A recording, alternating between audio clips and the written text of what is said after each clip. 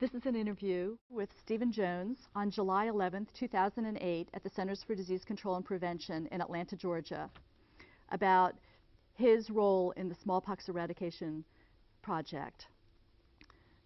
With this interview, we're hoping to capture for future generations the memories of participants and their families involved in eradicating smallpox. This is an incredibly important and historic achievement, and we want to hear about your experiences. I have some questions to guide you, but please feel free to recount any special stories or anecdotes that you remember about events or people. The legal agreement you signed says that you are donating the oral history as the U.S. federal government to the U.S. federal government, and it will be in the public domain. For the record, could you please state your full name and that you know you're being recorded? My full name is T.Stephen Jones, and I acknowledge that I'm being recorded and agree to that. Very good.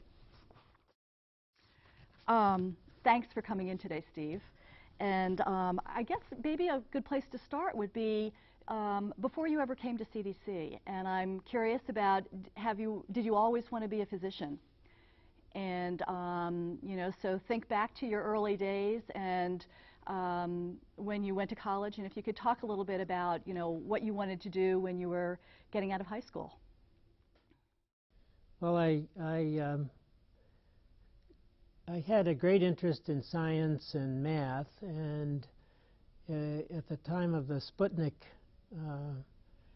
there was a big U.S. government response, including setting up high school students working in engineering companies, and I went to work at the Sylvania company near Boston, and pretty quickly came to the conclusion I wasn't really interested in engineering. And I had always been interested by medicine, and that just took over my future planning. So that's how I got into medicine, basically. And then did you intend from the beginning to go into public health, or did you see yourself more as practicing clinical medicine?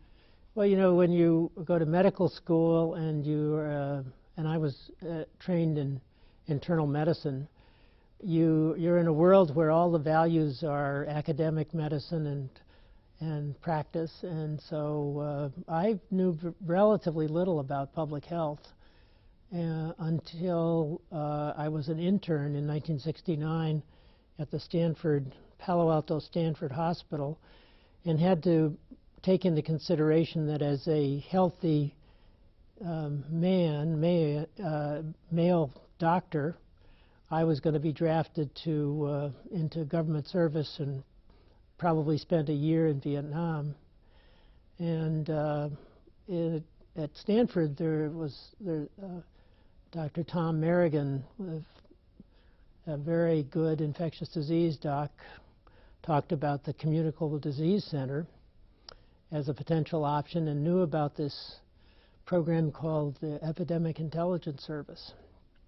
So I applied for EIS, and Mike Gregg was my interviewer, and although it was a little bit, I applied late and it wasn't clear I was going to get in, and then so I was in the EIS class of 1969, and I was posted to Alaska and had an extraordinary experience there, but finishing there, I wanted to live and work overseas, and I went to Guatemala and worked as a primary care doc for a year and a half, and was in the process, and was living in Texas in early 1974, and intending to probably work for La Raza as a clinician in South Texas. And then I received a letter from Lyle Conrad, which was sent out, I guess, to former EIS officers and others, and said that CDC was working in cooperation with WHO and trying to recruit people who would be willing to work for 3 months in India in part of smallpox eradication efforts. And that was such an extraordinary offer. It took me only a small fraction of a second to make the decision that I wanted to do that. Mm-hmm. And were you still with CDC when you were in Texas, or were you working with the? No, I had ended my connection to the Public Health Service when I left Alaska. And okay. And EIS. And EIS, yeah. I was a private citizen. Okay. And so you got the letter from Lyle Conrad inviting you to participate in the Smallpox Eradication Program, and about then what was the time frame in terms of how much longer before did you come back to Atlanta then for training, or? No, there was nothing. I didn't go to Atlanta. I basically agreed to go, and then had I don't remember what the interval was between the letter and my departure. I went in early to mid-June. I flew from Texas to the West Coast, and then from the West Coast to New Delhi, and arrived on June 14th or 16th, I can't remember the date, of '74 at the New Delhi airport at 2 or 3 o'clock in the morning. Was met by Bill Foege. Mm-hmm. And then, had you ever been to Southeast Asia before, or India? And I had, because I lived in a developing country, namely Guatemala, I sort of assumed I was a seasoned, experienced international traveler or worker or whatever, but I found India to be totally overwhelming, at least initially. Partly, I'm sure, because it was the middle of the hot season and I was substantially jet lagged, but it was an extraordinary experience and much more challenging than Central America. Mm-hmm. Interesting.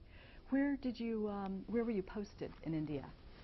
I was posted in Bihar, and we had some training in New Delhi, and then we traveled by train from New Delhi to Patna, and this was a coal-fired train, and I learned about how people who used to travel in trains in those days became covered with the grimy soot of the coal-burning engine, even though we were in first class. Wow. And so, were you part of a team in India when you went over as the smallpox? Were there others that were kind of in your cohort, or? Yes, there was a group of something on the order of 10 to 15 people who had all been, I guess, had responded to this letter from Lyle and other reasons, and we were in a group that was trained, and we had training from Larry Brilliant and Bill Foege, and when we got to Patna, we went to the field where I saw the first person I'd ever seen with smallpox, and Bill Foege was training us in the basic parts of identifying smallpox and doing the surveillance and containment activities. And was that still in the New Delhi area? No, that was in Patna. That was near Patna. I don't remember where exactly. Okay, okay. And then what do you remember about your early days, kind of getting involved with the program, figuring out who your counterparts were going to be? Well, basically we had this couple of days of training in Patna, and then each of us who had arrived, almost all of us had no prior experience with smallpox or India. We had a driver, a jeep, and a paramedical assistant, a PMA, who was basically a translator, because almost none of us knew any Hindi. And we were sent off to a district to start working with the civil surgeon and the district medical officer and the, I'm now forgetting the chief administrative officer. And I was assigned to Muzaffarpur district, which is one district south of the border with Nepal. And at that time, it was a very simple place. Muzaffarpur town had one restaurant, and I stayed in one of these old British Empire dock bungalows. And it was quite an experience to get started there, because we were in the beginning, the expatriates were the amount of support that we had at that point was quite limited. It was the PMA, the driver, with whom you always had to have this game of trying to make sure the petrol wasn't stolen, and then making connections with the local officials, and then going out to the basic blocks, the places where the local medical officers in government service were providing family planning and curative services to people, and finding the smallpox that was there. And there was plenty of smallpox at that time. You mentioned making sure that the petrol wasn't stolen. I know that Bihar has a reputation of being, I think, the lawless state, and I'm wondering if it was like that back in the 70s as well, and well, was it harder than some of the other places in India?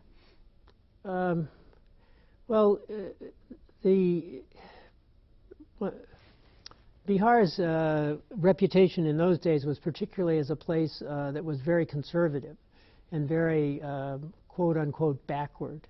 And when Mrs. Gandhi did an introduction to the history of smallpox in India and eradication, she said something like smallpox is a disease of underdevelopment. And in India, the places which had better government services and things worked better, such as all of the South, had basically eradicated smallpox already. And the smallpox that remained in India was in the places which were more traditional, where there was less economic development, where there was less education. And so that was Bihar, Uttar Pradesh, and West Bengal, were the primary areas where smallpox was. And that contributed to the pattern of where smallpox was at that time. How did you find out about the smallpox cases that were out in the field? Well, one of the things that had been instituted was a reward system, so that people in the general public and health workers could earn, and I don't remember what the level was when we started, but it was quite low, a small amount of a number of rupees for reporting a case or an outbreak of smallpox once it was confirmed. And so that was one mechanism, and the other was that there was an increasing sense among people in India that smallpox was a problem that ought to be dealt with and confronted. So there was people had a desire to report the smallpox, and also presumably to try and get some help dealing with it. What was the reaction of the people in the field, in the remote rural areas, when you showed up with your few colleagues to give the immunizations and to investigate the case? Well, the smallpox had been in India for a long time, and was such a part of everyday life that there was, in fact, a deity, Shitlama, who was smallpox and sort of infectious diseases that involved a rash, and but more smallpox than anything else. And that was So there was some belief that smallpox was a blessing or came from deities. But on the day-to-day basis, when we would go to a place where there was smallpox, a village where there was one or more cases of smallpox, people were very cooperative, and we did a process of finding cases. We had a set of forms for listing cases, and then in the beginning, doing only a relatively small number of the nearest houses to the home the home or homes where the people lived who had smallpox, enumerating all the people that lived in those houses, and vaccinating everyone and keeping track of the evolution of their smallpox vaccinations, and finding out where the cases had traveled, and giving notifications to other areas that might be affected because someone had traveled to another place. It was a fairly easy to operate system. Do any of your trips out to the villages stand out as, exceptional, remarkable, perhaps unique in what you encountered there, or the reception of the people to you? Well, it was in the beginning. It was all unique and exceptional and extraordinary, because we were dealing with this classic killer, and I guess that the ravages of smallpox and what it could do to people and how it killed people, and in particular this form known as flat smallpox, where there was just a confluent rash, so that people were just all pox rash. And there was a way that you could, particularly with a person who had flat smallpox, there was a certain odor that you could smell, that you could identify, and you could almost make a diagnosis of smallpox based on that. But it was the devastation to people and families of smallpox was extraordinary, and it contributed to my feeling that smallpox was an unmitigated evil. There was no apparent good side to smallpox that I ever could find. So it was a worthy adversary. How did they react to use of the jet gun in the little towns? Any problems? No, I just I'll help you know the proper history. By then, nobody used jet guns. We just used the famous bifurcated needle, and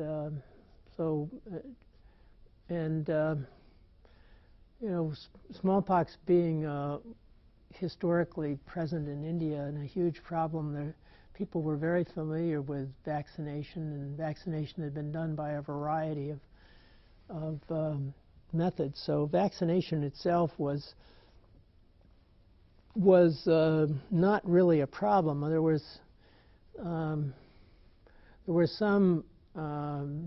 were many schools or ways of medical care, including Ayurvedic and homeopathic in India.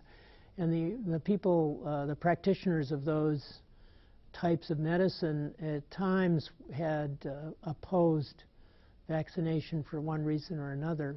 And I can remember having some sort of a debate with homeopathic doctors about smallpox vaccination. But there was always a small number of people who refused to be vaccinated. And one of the roles of the expatriates was to help convince people that they ought to be vaccinated. To follow up on, one of the comments you made is, one of your roles was to convince people that they needed the vaccine. How did you go about doing that? And I was going to expand on that. It's it became it was clearly something that as an expatriate, as somebody from obviously outside of India, that the expatriates had a particular possibility of being influential with people that were declining to be vaccinated. And I remember, I've had many conversations with people who were declining to be vaccinated. And I remember in particular, at least once, and I'm sure it was many times, a sign of respect was to touch someone's feet or shoes, and I did that multiple times in trying to convince people to be vaccinated. And another thing that you did was to vaccinate yourself. So I, in the process of a few months in India, I vaccinated myself hundreds of times as a way to show people that it was a trivial thing to be vaccinated, a minor process. So those are some of the things. And how about your relationship with the translator? It sounds like you always went in the field to the villages with your translator. Yep. And how did that develop over time? Well, many people, obviously, because of the history of India as being part of the British Empire, there were many people who spoke good English, and in particular the government servants and medical officers and all were fluent in English. So it was possible to function a lot without a translator, but it was also essential to have somebody who could help you with Hindi. In the end, I got to be moderately competent with Hindi and perhaps overestimated my ability to communicate and understand. But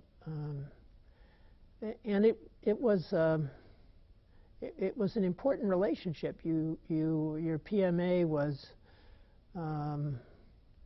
the degree to which the PMA was interested, aggressive, concerned, involved, was a big deal. And if you had a more passive PMA, then the expatriate was much less effective, obviously. So it was a very important relationship. And when you went out in the field, when you went out in the field, did you go for several days at a time from village to village, or were these more long days in the field and then back to your headquarters in the evenings? Well, headquarters didn't really exist in those days. I mean, we had, I had a room in a dock bungalow, which was basically as I remember, it was a single living space with a bathroom, and that was all the office we had. It was very low key and not very well supported in the beginning. And as I stayed in Muzaffarpur for probably something on the order of 5 months, and then gradually we got additional resources, and we had more more staff, more vehicles. We had local young medical officers from India who joined in, and medical officers from other parts of India. And so it became a much more elaborate operation and a much bigger team as those resources were added. And they made a big difference. And so, you know, I couldn't tell you exactly when we ended smallpox in Muzaffarpur, nor when I arrived, there were probably 100 outbreaks. And within 4 or 5 months, it was essentially taken care of. Part of which was the weather and the fact we got into the poor transmission season, but the surveillance and case finding and then containment activity was a very effective tool for slowing and then stopping the spread of smallpox. And what happened is as the number of outbreaks dropped, the amount of work that we did with each outbreak could be increased substantially. And to some extent that was measured by how many houses we would include in the containment activity. So in the beginning it was a relatively small number of 10 or 15 or 20, and as we got more resources, as there were fewer outbreaks, it became 50, 100, hundreds of houses. That you would go out and vaccinate at right. the reporting of one case? We would put a number on the households. The houses and households would receive a number, and there was a regular thing in which we put the number of people in the household written on the side, and the vaccination status of how many of them had, because you vaccinated and then you went back to see that you had a vaccination take and monitored that. So that was part of the containment activity. How long after did you return then? Well, it would be, you know, you might, depending on what was going on, you might stay in the local area if you had the time, and and there were other dock bungalows and other places that you could stay around the district. But you know, when you have 100 outbreaks, you can't you can't visit them, each of them, for very long.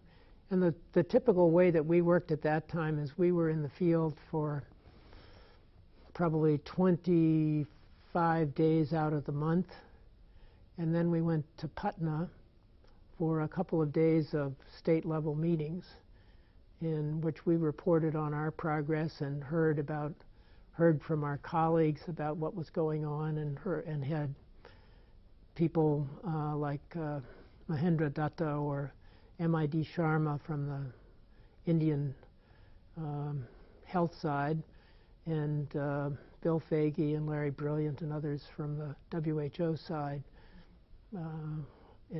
inspire us. Not that we needed much inspiration.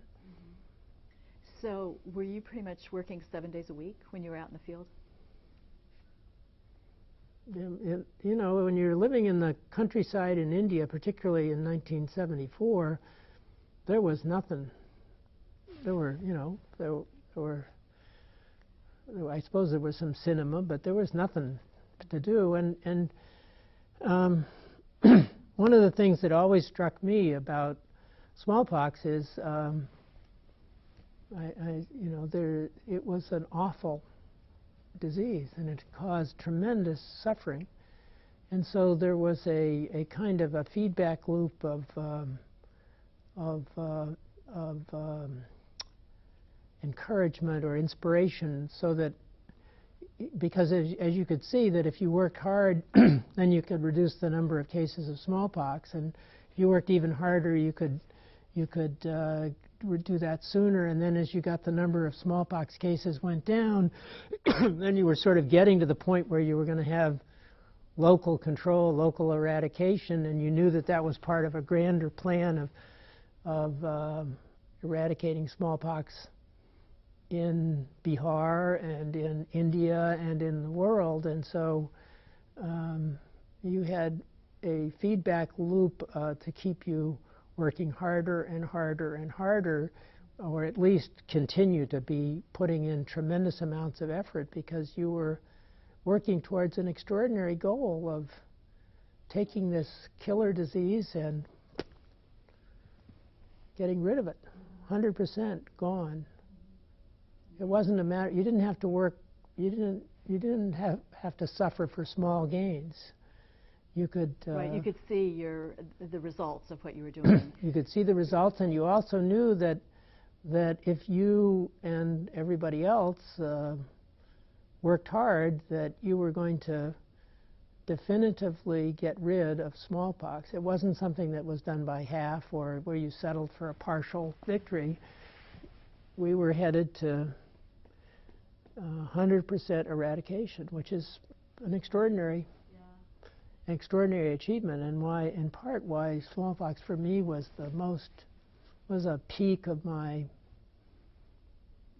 life and my professional experience. I mean, it was an extraordinary one for that part of it and for a number of other things. So you had mentioned that you saw this drastic decline in the smallpox cases in India, and I think earlier you mentioned you also spent time then in Bangladesh. Is that about the time then were you transferred, or did you ask to go to Bangladesh, or how did that happen? I actually, David Sencer was in India, and I'm afraid I can't give this was, I believe, January of 1975, and I remember riding on a train with him and I believe with Bill Foege, and there was a discussion about, at that point it was clear that India was headed for success, and the program in Bangladesh was in deep trouble in terms of having many outbreaks of smallpox. And I was one of the first people to go from the India program to the Bangladesh program as part of the beginning process of helping the Bangladesh program transform itself into what was the sort of India model, I guess you would say. Mm-hmm. Were there differences in the composition of the teams, or what were the differences? Well,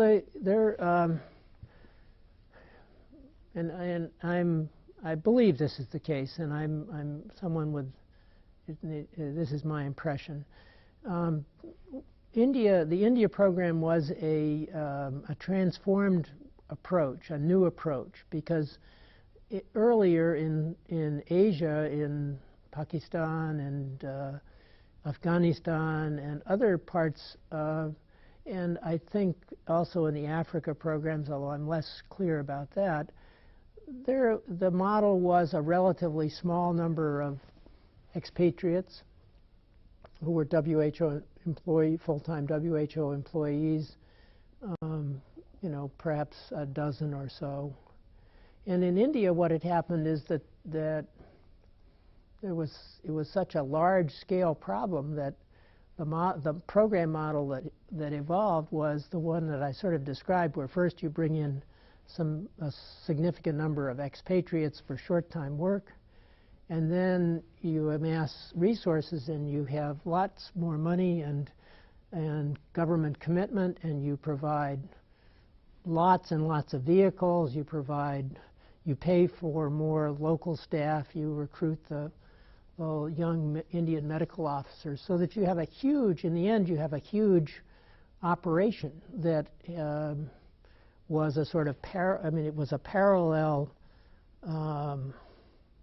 organization to the local government, the government of India, and the local governments in the states and districts where you worked, with a specific purpose.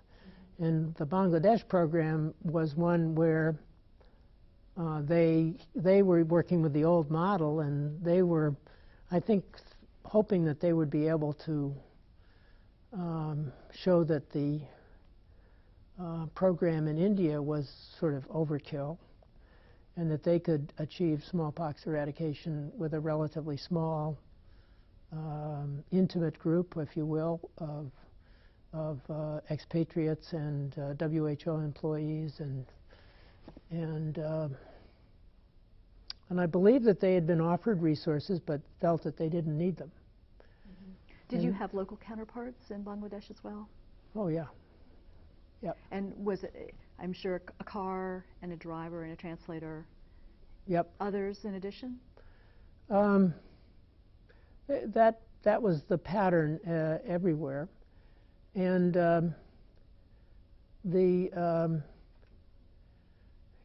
in Bangladesh, we had there was a different sort of type of expatriate. There were more people who had young volunteers who were not medical officers and who came from a wider array of countries. There was more Americans in the India program, and we had a substantial number of people from the UK and elsewhere.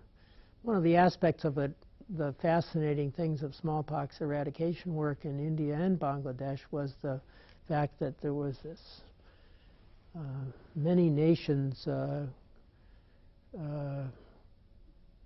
people coming together from around the world, whether it was the Soviet Union or France or the United Kingdom or the United States or Czechoslovakia or Poland or whatever, working together in a team. So that was one of the extraordinary parts of working on smallpox eradication. Steve, as we come to a close about this, and you'd mentioned a little bit about this before, about how working in the Smallpox Eradication Program really had a huge impact on your life and how you think about public health. Could you talk just a little bit about that before we close? Sure. I mentioned this aspect of smallpox eradication as this extraordinary in the sense of there was really nothing like the experience you could have of working on a killer that had existed for centuries and centuries and centuries, and by your hard labor contributing to getting rid of a plague in the generic sense of it. And that's a life-changing experience. And I also, in that process of work, got to know a lot more people from the CDC. And when I finished in Bangladesh in the summer of '76, it was quite a challenging thing to think about coming back to the United States and changing from this sort of single-focused monomania working on smallpox eradication to coming back to a quote-unquote real world. And part of what I did was to gain time to get perspective by getting a master's in public health. But I was just committed to work on public health. I was intoxicated by the experience, and it was clearly something where you could have a huge impact. And my connections, the first work that I did after School of Public Health was to work on with the immunization program in the Pan American Health Organization. And then I came back to CDC while working with that program. And I was, totally committed to public health and had no interest in clinical medicine whatsoever anymore. So, thank you. It sounds like I appreciate you being part of this oral history project and It's a pleasure. and just sharing your experience working with the smallpox program in both of those countries, India and Bangladesh. It just sounds like it's had a tremendous impact, and I know that you went on to have a very long and productive career in public health before retiring from CDC. So thank you again. Thank you.